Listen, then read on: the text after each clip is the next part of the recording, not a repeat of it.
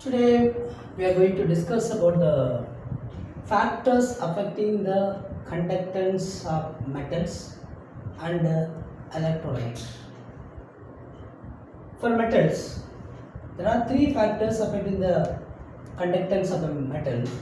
First one is nature of metal, second one is valence electrons, third one is temperature. All the metals are good conductors except bismuth, but the metals differ in their conductance. This is based on the resistance offered by the conductor to the flow of electrons. We know very well copper is a very good conductor. Then valence electron. Larger the valence electrons in the outermost shell, larger will be the conductance. Then temperature. Temperature plays a vital role here. When the temperature of the conductor increases, the atoms in the metals set in vibration. That vibrating atoms offer a hindrance to the flow of electron, so the conductance decreases. So in metallic conductor, the temperature increases, conductance decreases. When the temperature decreases, conductance increases. Some metals, they act as a very good superconductor at the temperature of 15 Kelvin. Okay, next, electrolyte. What are called electrolytes? The ionic substance or ionic substances. They conduct electricity in molten state or in aqueous solution state. They are called electrolytes. The electrolytes are classified into two types.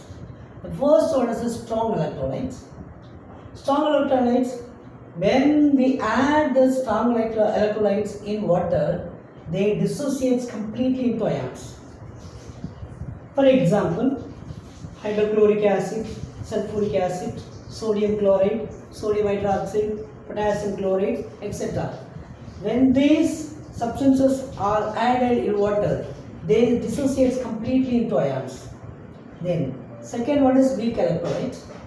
Weak electrolytes, when these substances are added in water, they dissociate partially into ions.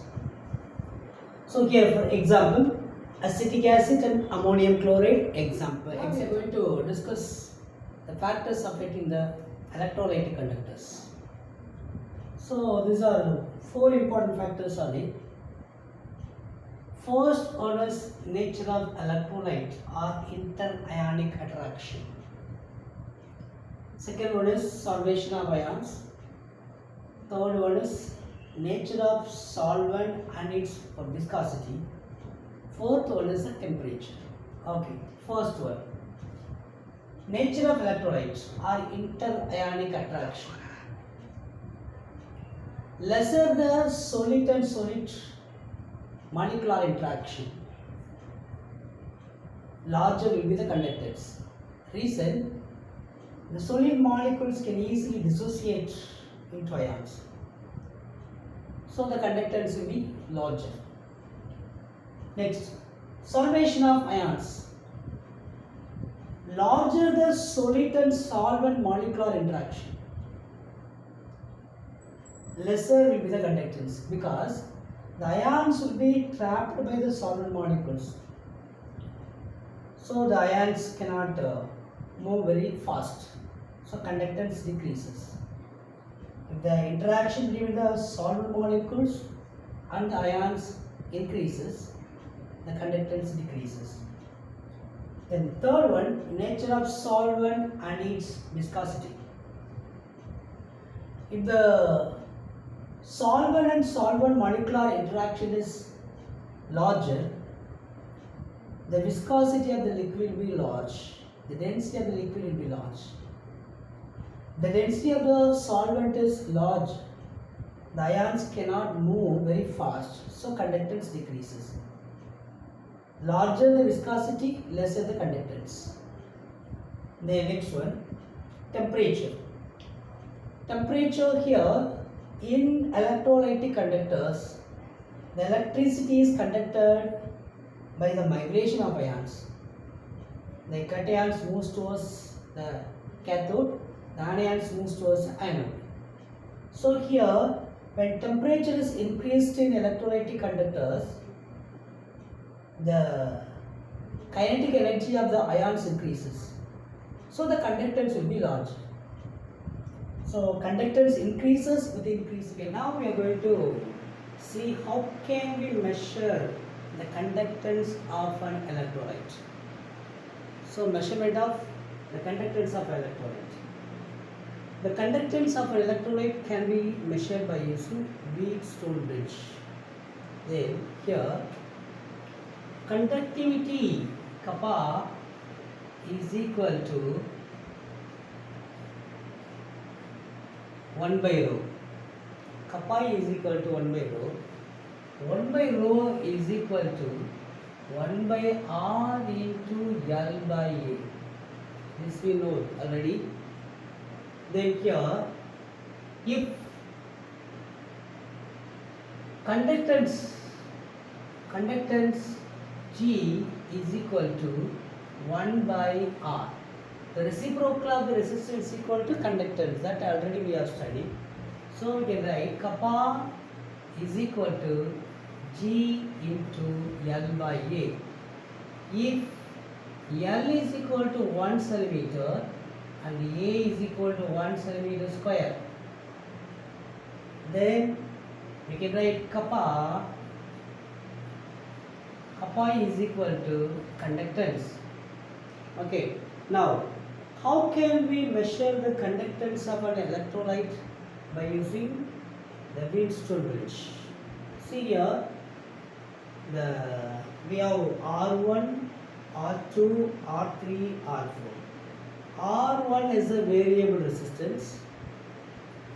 Then R2 is the cell for which we are going to measure the conductance, particular resistance. Then here R3 and R4 are node resistance. I repeat once again. R1 is a variable resistance. R2 is a cell for which we are going to measure the resistance. For that only we are going to measure the conductance. Then R3, R4 are node resistance. Now R1 by R2 is equal to R3 by R4. R1 by R2 is equal to R3 by R4. We want to calculate R2. R2 is equal to R1 into R4 by R3. So here we can calculate the resistance of the cell. If this is the resistance of the cell, already as we studied here, kappa is equal to G. That is, the reciprocal of the resistance is the conductance. So conductance is equal to 1 by R2. It is conductance of an electrolyte which is present in the cell is equal to 1 by R2. Now we are going to discuss about the molar conductivity. Molar conductivity is denoted by lambda m. This is the conducting power of all the ions produced by 1 gram mole of an electrolyte. It is placed in between the two large electrodes. The two large electrodes are kept at 1 centimeter apart. The molar conductivity is equal to conductivity kappa into volume. So molar conductivity is equal to K into 1000 by C. This is what the molar concentration. C is the molar concentration. What is the unit? Kappa, that is what Simon centimeter. Then molar concentration, mole per centimeter cube. So the unit is Simon centimeter square per mole. Next, variation of conductivity and the molar conductivity with the concentration of the electron. What happens to the conductivity and the molar conductivity with the concentration? When the concentration is increased or decreased. Here, first one, the conductivity kappa. It is depend upon the number of ions present in 1 centimeter cube of an electrolytic solution. On dilution, the number of ions per unit volume, that is 1 cubic centimeter, that is decreases. So conductivity decreases. So conductivity decreases on dilution. Then molar conductivity increases on infinite dilution. Reason, in molar conductivity we see the volume term. On dilution, the volume of the electrolyte increases. So molar conductivity increases. So on infinite dilution, molar conductivity increases. Now we are going to discuss about limiting molar conductivity. Limiting molar conductivity is denoted by lambda m naught. What is limiting molar conductivity? This is a value of molar conductivity at infinite dilution, or when the concentration of the electrolyte becomes 0. I repeat once again. Limiting molar conductivity is a value of molar conductivity at infinite dilution of an electrolyte, or when the concentration of the electrolyte becomes 0. This graph shows a relation between the molar conductivity and the concentration of the solution for both the strong electrolyte and the weak electrolyte. Both the graphs show when the concentration of the solution decreases, the molar conductivity increases.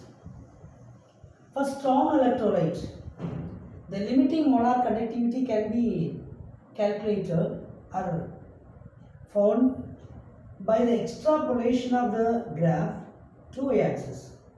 Where the graph meets the y-axis, that is the value of limiting molar conductivity for strong electrolyte.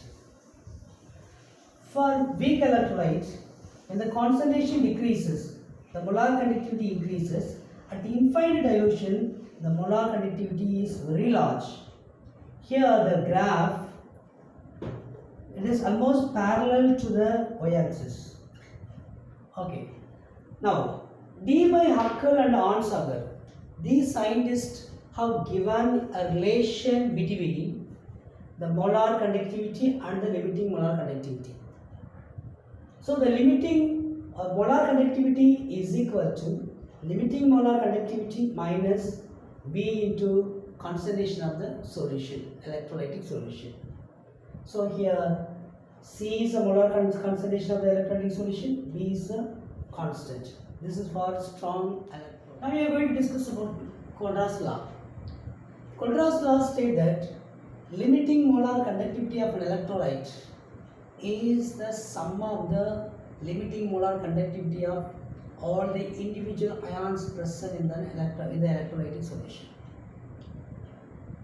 So the mathematical relation, limiting molar conductivity of an electrolyte is equal to number of cations present in the electrolytic solution into limiting molar conductivity of the cation plus number of anions present in the electrolytic solution into limiting molar conductivity of the anions. Okay. Now, how can we calculate the limiting molar conductivity of a weak electrolyte? Example, acetic acid. Acetic acid is a weak electrolyte. It dissociates partially. The limiting molar conductivity of acetic acid can be calculated from the knowledge of the limiting molar conductivity of the sodium acetate and the limiting molar conductivity of hydrogen chloride and sodium chloride. So here, as limiting molar conductivity of the acetic acid dissociates into acetate ion and H plus ion. So the limiting molar conductivity of the acetic acid is equal to limiting molar conductivity of the acetate ion plus limiting molar conductivity of the H plus ion.